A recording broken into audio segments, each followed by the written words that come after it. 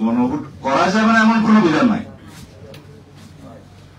সুতরাং সরকার অধ্যাদেশ জারি করে অথবা আরপিওতে সংশোধনী এনে একটা গণভোট পরিচালনা করার জন্য নির্বাচন কমিশনকে ক্ষমতা প্রদান করতে পারে এবং নির্বাচন কমিশন সেই গণভোটটা করতে পারবে একই দিনে জাতীয় সংসদ নির্বাচনের দিনে। এখনই তো আমরা 3টা ব্যালটে ভোট দিতে অভ্যস্ত। স্থানীয় সরকার নির্বাচনে চেয়ারম্যানের জন্য একটা, মহিলা মেম্বারের জন্য একটা, পুরুষ মেম্বারের জন্য একটা দিচ্ছি না, যদিও সেই নির্বাচনগুলো ফ্লড হয়েছে, বাট দিচ্ছি।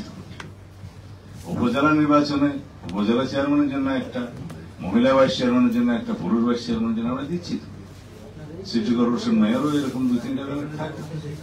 তো সুতরাং আমাদের জনগণ অভ্যস্ত। গণভোটের জন্য যে ব্যালটটা হবে সেই ব্যালটে আমাদের সাধারণ জনগণের বোঝার জন্য নির্বাচন কমিশন প্রচারণা দিতে পারে। এই যে লাল চিহ্নের মধ্যে টিক দিলে না, গ্রিন চিহ্নের মধ্যে টিক দিলে হ্যাঁ, এরকমও হতে পারে।